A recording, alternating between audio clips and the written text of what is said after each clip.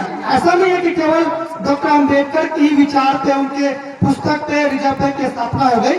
उसमें तमाम लोग थे, तमाम विशेषज्ञ थे, लेकिन डॉक्टर अंबेडकर की इस पुस्तक से आइडिया लिया गया, जिसमें डॉक्टर अंबेडकर ने पूरी दुनिया को इसके बारे में बताया कि भारत में रुपए की क्या समस्या। इस पुस्तक के आधार पर, इस पुस्तक के आइडिया के आधार पर भारतीय रिजर्व बैंक की स्थापना हुई। तो एक सवाल यह है कि तमाम भारत के लोग, वैसे लोग जो मनवादी सोच को रखते हैं, संकीर्ण मानसिकता को रखते हैं, ये लोग कहते हैं कि डॉक्टर अंबेडकर केवल दलितों के लिए काम किए। अब सवाल आप लोगों से करते हैं कि रिजर्व बैंक की स्थापना हुई बाबा साहब डॉक्टर अंबेडकर की पुस्तक द प्रॉब्लम ऑफ रूपी के आइडिया के आधार पर, तो क्या पैसा केवल दलितों के लिए छापा जाता है? बताइए। नहीं। तो बाबा साहब डॉक्टर अंबेडकर पूरे भारत के लिए काम किए और इस देश के एक एक नागरिक के लिए काम किए। अब दूसरा एग्जाम्पल आपको देना चाहते हैं। बाबा साहब डॉक्टर अंबेडकर जब भारत के पहले कानून मंत्री थे, तो उन्होंने एक बिल बनाया, हिंदू कोड बिल, जिसका प्रस्ताव रखा गया सदन में, लेकिन वो पास नहीं हो सका। उसका इतना विरोध हुआ कि बाबा साहब डॉक्टर अंबेडकर को मंत्री पद से इस्तीफा देना पड़ा। उन्होंने कहा कि मैंने जो बिल बनाया है, अगर ये लागू नहीं होगा तो मैं इस मंत्री पद से इस्तीफा देता हूँ। सोचिए डॉक्टर अंबेडकर कितने महान शख्सियत है। आज किसी को मुखिया बना दिया जाए, विधायक बना दिया जाए और कुछ भी पद दिया जाए, इस्तीफा देगा? कोई नहीं देगा। लेकिन बाबा साहब डॉक्टर अंबेडकर मंत्री पद को इस्तीफा दिया। अब क्यों दे दिया? इसमें इतना महत्वपूर्ण क्या बात था कि उन्होंने न लागू होने पर मंत्री पद का इस्तीफा दिया? उसमें इतना महत्वपूर्ण बात था। कितनी महिलाएं यहाँ पे बैठी हुई है, लड़कियां बैठी हुई है, इनके बारे में उन्होंने उसमें लिखा था। सभी लोग जानते हैं, बुजुर्ग लोग बैठे हुए हैं, नौजवान भी हैं, सब लोग हैं। पहले महिलाओं को घर से निकलने की आजादी थी? नहीं थी ना। स्कूल पढ़ने दिया जाता था कि आप स्कूल जाओ पढ़ के। आप लोग नहीं पढ़े हैं, पढ़ाई नहीं किए हैं। इसका क्या कारण है? घर परिवार के सभी लोगों का सोच ये था कि महिलाएं कैसे बाहर पढ़ने जाएंगी, उनको नहीं पढ़ने जाना। और पहले की स्थिति कब थी? जब संविधान लागू नहीं हुआ था। महिला को पढ़ना पाप है, उसको तो पढ़ना ही नहीं है। तो डॉक्टर अंबेडकर ने उसमें प्रावधान किया कि महिलाएं शिक्षा का अधिकार है। दूसरा ये संपत्ति का अधिकार, महिलाओं को पहले संपत्ति का अधिकार नहीं था। उस हिंदू कोड बिल में यह लिखा गया कि समस्त हिंदू महिलाओं को अपने पिता की संपत्ति में, अपने पति की संपत्ति में आधा का हिस्सेदारी होगा, जो पहले नहीं था। आज कोई महिला, इसकी शादी हो जाती है, वो चली जाती है ससुराल। अगर उनका मन किया कि हम अपने भाई के संपत्ति से, अपने पिता के संपत्ति से हम अपना हिस्सा लेना चाहते हैं, कानूनन तौर पर वो सही है, वो लेके रहेंगी। अगर आप चाहे तो पहले नहीं था, उनका हिस्सेदारी लोग ले जाते थे। दूसरा ये कि जहां उनका शादी हुआ, अगर पति, देखते हैं ना तलाक होता है, तो जिसका तलाक हुआ महिला लोग आधा संपत्ति में हिस्सेदारी मांग लेते हैं। तो यह डॉक्टर अंबेडकर का दिया हुआ अधिकार है। उसके बाद जो महिलाएं आज नौकरियों में है, सरकारी सेवाओं में है, उसमें इतना ज्यादा डॉक्टर अंबेडकर ने उनके लिए अधिकार दिया कि जो महिला सरकारी सेवाओं में है, वो अगर गर्भवती हो जाती है, प्रेग्नेंट हो जाती है, तो वो नौकरी में जाएंगे ना ड्यूटी करने, तो उनके लिए मैटरनिटी लीव दिया गया। मतलब जब वो गर्भावस्था में हो तो उनको छुट्टी मिलेगा और उस छुट्टी के एवज में पैसा भी मिलेगा। ऐसा नहीं है कि छुट्टी मिल गया तो उनको पैसा, उनका पेमेंट कट गया। ये नहीं, ये प्रावधान बाबा साहब डॉक्टर अंबेडकर ने महिलाओं के लिए किया। शिक्षा, संपत्ति, आप जब सरकारी नौकरियों में जाते हैं तो वहां आपके लिए इतना अधिकार दिया गया। तो ये केवल दलित महिलाओं के लिए किया गया, समस्त महिलाओं के लिए किया गया। क्या डॉक्टर अंबेडकर केवल एक समुदाय के नेता हुए? नहीं ना हुए, ये पूरे भारत के लिए हुए। इतना ही नहीं, आप लास्ट बात करके, समय की कमी है थोड़ी सी। संविधान, जिसको 2 साल 11 महीना 18 दिन लगे थे संविधान बनाने में, सब लोग जानते हैं ना। हमारा देश संविधान के आधार पर संचालित होता है। अब संविधान बन गया, इसमें तमाम विशेषज्ञ थे, ऐसा नहीं कहना कि डॉक्टर अम्बेडकर ने केवल अकेले ही संविधान बना दिया, ऐसा नहीं। डॉक्टर अम्बेडकर ड्राफ्टिंग कमेटी के चेयरमैन थे और डॉक्टर अम्बेडकर का सबसे ज्यादा महत्वपूर्ण योगदान था संविधान बनाने में। इसीलिए संविधान निर्माताओं ने उनको संविधान निर्माता का उपाधि दिया। डॉक्टर अम्बेडकर ने आके बोल दिया कि मैं संविधान निर्माता हूं, ऐसा नहीं है।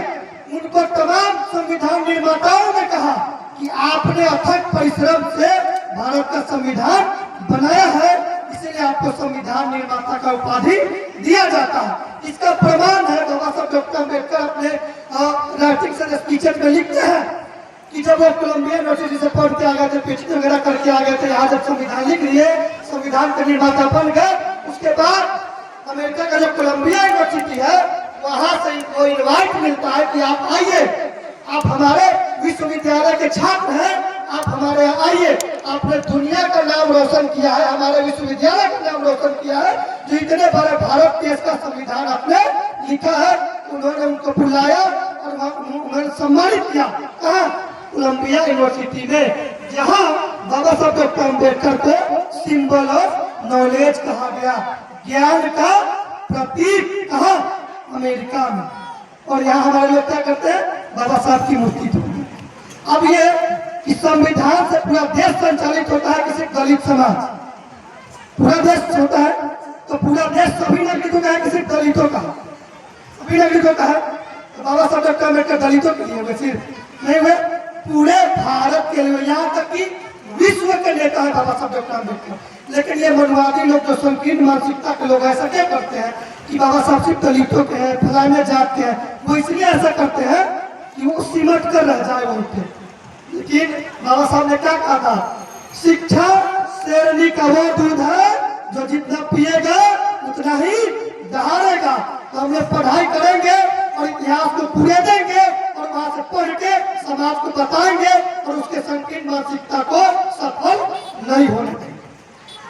वर्तमान समय में संविधान लागू है, तो लोग क्यों कहते हैं कि पहले हमारे साथ शोषण होता था, भेदभाव होता था? क्यों? संविधान 26 जनवरी 1950 को लागू हुआ भारत में, लेकिन उससे पहले इस देश में मनुस्मृति नामक ऐसा घटिया किताब लागू था इस देश में, जिसमें इस देश की महिलाओं को, शूद्रों को, अति शूद्रों को, अछूतों को जानवर से बदतर बना। एक एग्जाम्पल देना चाहते हैं संस्कृत के श्लोक के साथ। आप हमासी बोल देंगे तो आप लोग विश्वास थोड़ी कीजिएगा कि आप अपने मन से बोलेंगे।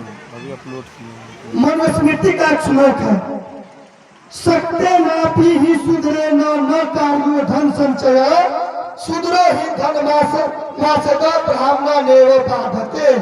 इसका मतलब पता चला? नहीं चला? ऐसे ही पता नहीं चलता है जब हमारे बीच में एक आदमी आ जाता है, जानते हैं कौन? समझ रहे हैं? आपके संस्कृत में कुछ कुछ बोल देगा, आपको बोलेगा जोर से बोलिए फलाने जी की, आप लोग बोलते हैं जय, लेकिन आपके बारे में वहां क्या लिखा है समझ में आता है? नहीं आता है। इसका मतलब था कि शूद्र को धन जमा करने का अधिकार नहीं है। अगर शूद्र धन संचय का मतलब जमा करने का अधिकार नहीं है। शूद्र धन पाकर ब्राह्मणों को ही पीड़ा देगा, ऐसा होता है क्या? अगर आपके पास धन संपत्ति हो जाए तो किसी को पीड़ा दीजिएगा, ऐसा नहीं ना? तो हमें धन संपत्ति से रोका गया कि धन संपत्ति इकट्ठा नहीं कीजिए। आपके पास पैसा नहीं होगा, एक कदम चल पाइएगा, जीवित रह पाइएगा, खाना नहीं मिलेगा आपको, तो धन पर पाबंदी लगा दी इस मनुस्मृति ने। लेकिन संविधान ने क्या कहा? महिलाओं को भी संपत्ति का रखने का अधिकार है। इस देश के शूद्रों को, अछूतों को, इस देश के किसी भी नागरिक को धन संपत्ति रखने का अधिकार है। उसके बाद से हम लोग इतना विकास किया है। सबको शिक्षा प्राप्त करने का अधिकार है, जो मनुस्मृति में लिखा गया था कि शूद्र और महिलाओं को शिक्षा प्राप्त नहीं करना है। इसीलिए हमारी महिलाएं, हमारे बुजुर्ग आज तक अशिक्षित है। वो संविधान का देन है जो हम लोग शिक्षित होते हैं। तो मनुस्मृति नामक ग्रंथ जो था हम लोग को पीछे किया। एक और श्लोक है लास्ट में, एकदम व्यवहारिक बात करते हैं। हम लोग के समाज का नाम गौर किया है कि नहीं? समाज के जो बुजुर्ग लोग हैं उनका नाम कैसा होता है, चाहे महिला और पुरुष हो, अजीब तरीके का नाम रहता है। एग्जाम्पल हम देंगे आपको क्यों ऐसा रहता है। एक श्लोक है मनुस्मृति में, मंगलम ब्राह्मणस्य सयात क्षत्रियस्य पुरानिवतम वैश्यस्य धन संयुक्तम शूद्रस्य तु जुगुपी चितम। इसका मतलब ब्राह्मण का नाम मंगल सूचक होना चाहिए, क्षत्रिय का नाम बल सूचक होना चाहिए, वैश्य का नाम धन सूचक होना चाहिए और शूद्र का नाम निंदा सूचक घृणा सूचक होना चाहिए। एग्जाम्पल दे रहे हैं, ब्राह्मण का नाम देखिएगा वेद प्रकाश, रामानंद, परमहंस, इस तरीके का नाम। क्षत्रिय का वीर प्रताप, राणा प्रताप, वल्लभ प्रताप सिंह।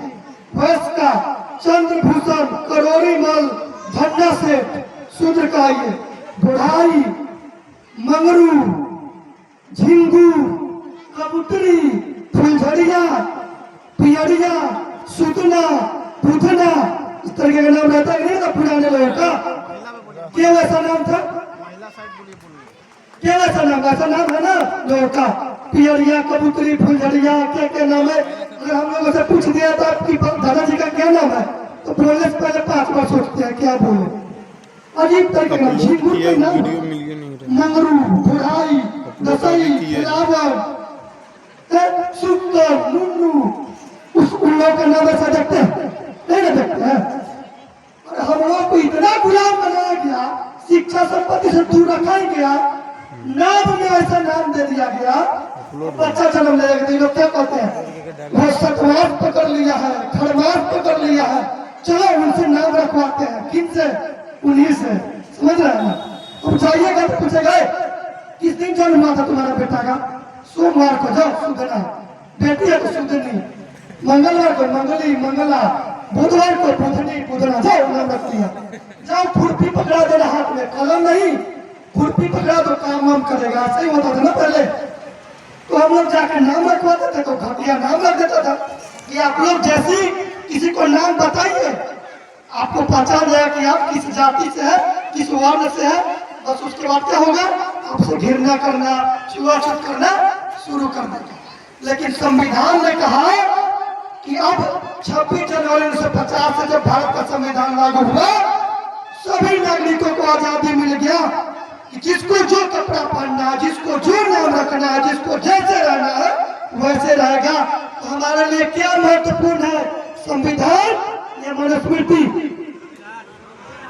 संविधान किसने लिखा, बाबा साहब भीमराव अम्बेडकर ने। हमारे लिए बाबा साहब डॉक्टर अम्बेडकर किसी भी बड़े बड़े जो भी हो उनसे भी बड़े हैं। कौन, बाबा साहब अम्बेडकर। लास्ट में आप लोग बहुत पखंड में पड़े रहते हैं, लास्ट हम नहीं बोलेंगे ज्यादा, बहुत बात है।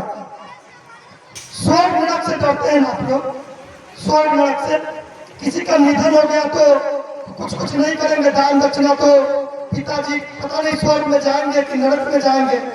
आपसे सवाल पूछते हैं कि जो लोग स्वर्ग में भेजने के लिए आपसे दान दक्षिणा, कुर्सी, चौकी, पलंग, खटिया लेते हैं, क्या वो आपके पिताजी के पास, दादाजी के पास पहुंचाते हैं, मिलता है? कौन लेकर जाता है, पंडित कौन लेकर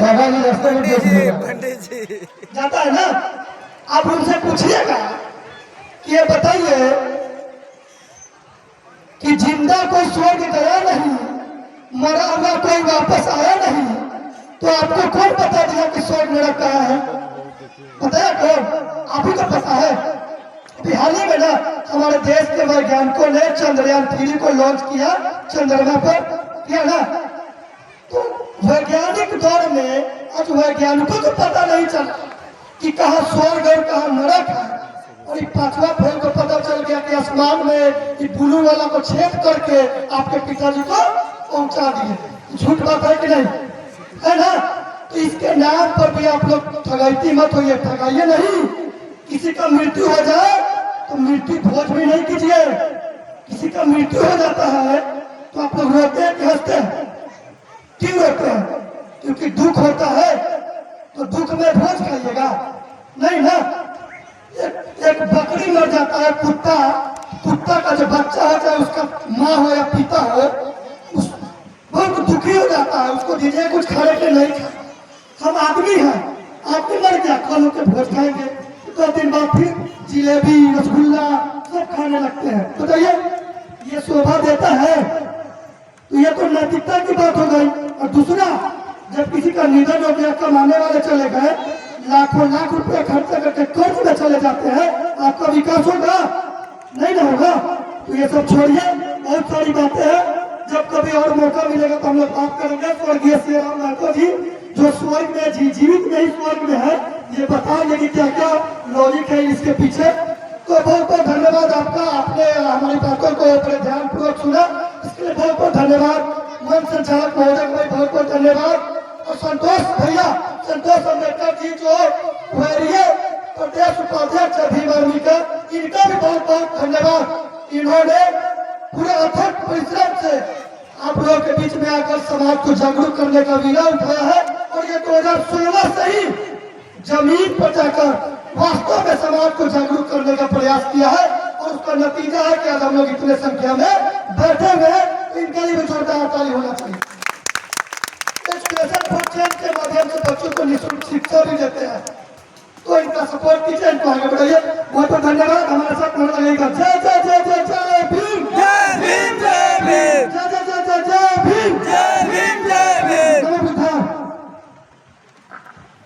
बहुत बहुत बधाई।